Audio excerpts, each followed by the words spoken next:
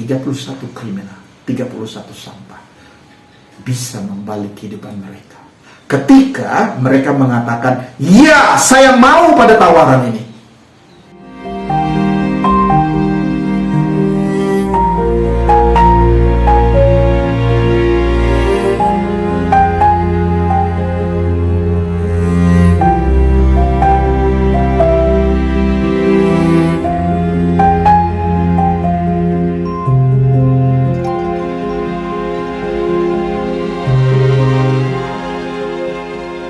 Presiden Korea Utara cukup tenar di Indonesia, ya minimal di media sosial, terutama rambutnya yang unik, yang tidak pernah ganti gaya.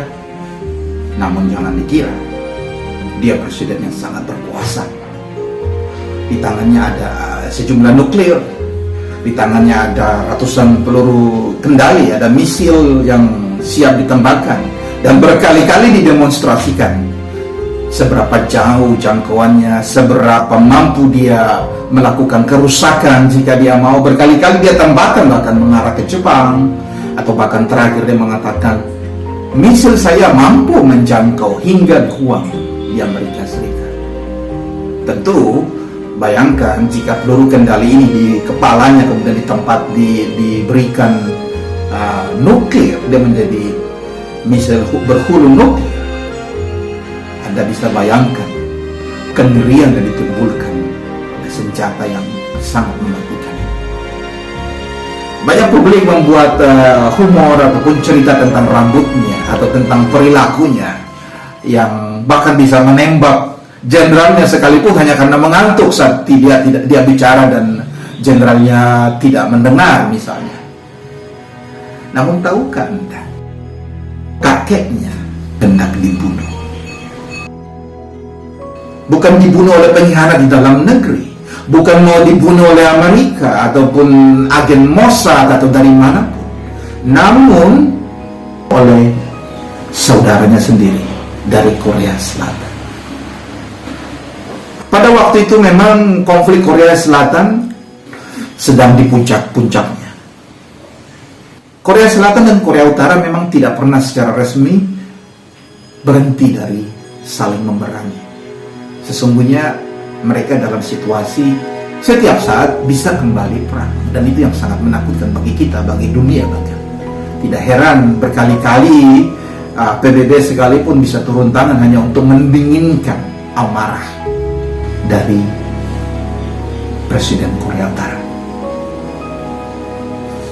Alkisah pada waktu itu 31 orang kriminal kelas berat direkrut dan dilatih secara khusus di sebuah pulau bernama Pulau Silmi oleh tentara elit Korea Selatan untuk menjadi pasukan elit, pasukan komando yang khusus disiapkan menyusup jauh ke dalam perbatasan Korea Utara, bahkan menuju istana Korea Utara, mencari satu-satunya korban, yaitu Presiden Korea Utara pada waktu itu.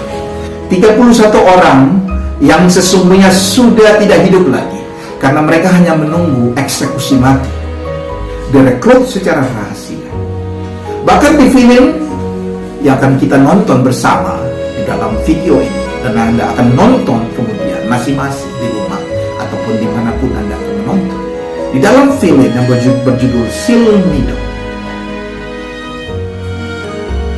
pelaksanaan hukuman mati tetap dilaksanakan, namun hanya untuk mengelabui publik, karena kemudian sesungguhnya tidak terjadi apapun.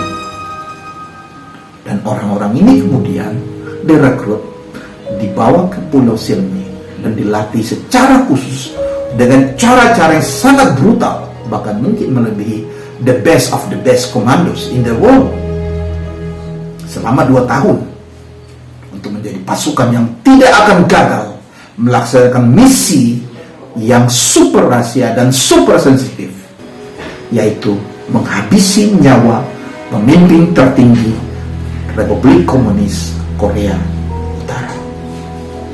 Anda perhatikan di sini 31 kriminal yang hanya menunggu tanggal eksekusi. Tanggal kematian mereka telah ditentukan. Mereka hanya menunggu pelaksanaan.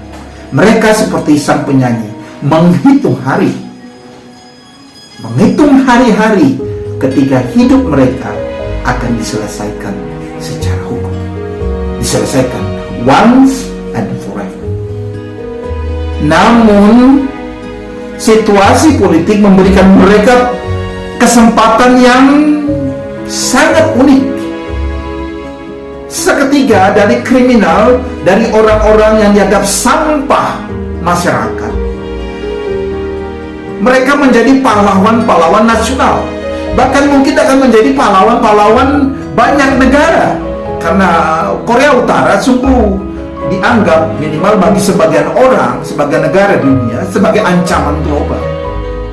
Atau mengatakan hal-hal yang membuat kepala pusing atau membuat dunia begitu tercekam oleh karena ketakutan. Karena sekali dia memencet tombol nuklir, kita akan berada dalam situasi yang sangat-sangat riskan. Dan bahkan mungkin kita akan saling membunuh. Karena jelas Cina akan bisa ikut dalam permainan ini, Rusia, Amerika, NATO, dan Anda bisa bayangkan apa akan terjadi. Kebunuhan secara massal. Tapi 31 orang yang adalah pecundang, sampah, yang harusnya mati, yang hidupnya tidak ada harganya, bahkan dianggap sebagai beban negara, beban para pembayar pajak yang harus memberi mereka makan, sementara mereka jelas sampah yang akan dimusnahkan. Mereka menjadi pahlawan nasional. Dan tidak mudah menjadi pahlawan ini, karena mereka harus menjalani kehidupan yang sangat brutal, dilatih dengan standar melebihi pasukan komando selama 2 tahun. Bayangkan 4 musim mereka harus hadapi dengan latihan yang sangat keras. Anda akan lihat di dalam film tersebut. Dan ini kisah nyata. Ini bukan cuma kreativitas seorang sutradara. Tidak sama sekali. Ini kisah nyata. 31 kriminal, 31 sampah bisa membalik kehidupan mereka. Ketika mereka mengatakan, ya, saya mau pada tawaran ini. Ketika mereka mengatakan, yes, apapun itu, yes, karena hidup saya telah digadai dan saya mau membaliknya. Dan mereka menjalani kehidupan yang begitu keras. Tentu tidak sesederhana itu, karena begitu banyak konflik, baik secara orang per orang maupun sebagai kelompok. Dan film berkembang karena ini sebuah kisah nyata, maka ini menjadi hal yang sangat mengaduk-aduk emosi penonton juga. Film berkembang sedemikian, lalu menunjukkan bagaimana kemudian makna kepahlawanan itu sendiri dipertanyakan. Namun tetap sampai akhir 31 orang ini setia pada komitmen baru dalam kehidupan mereka. Saya yakin dalam benak Anda saat ini pun sudah timbul pertanyaannya. Kalau 31 sampah pecundang bisa menjadi pahlawan, bahkan pahlawan nasional, bahkan pahlawan dunia, minimal bagi sebagian negara atau orang di dunia, apalagi Anda, apalagi saya, apalagi kita yang jelas bukan kriminal, yang jelas tidak bersangkut paut secara hukum dengan siapapun dan apapun, yang jelas memiliki begitu banyak hal yang 31 orang ini tidak memiliki sama sekali. Kita memiliki keluarga, kita memiliki relasi, kita memiliki pendidikan kita, atau memiliki pikiran kita, kecerdasan kita, kita memiliki cellphone, memiliki laptop, ataupun kita memiliki pekerjaan. Sekalipun kita akan ada seseorang yang mengatakan, tapi pekerjaan saya punya gaji kecil.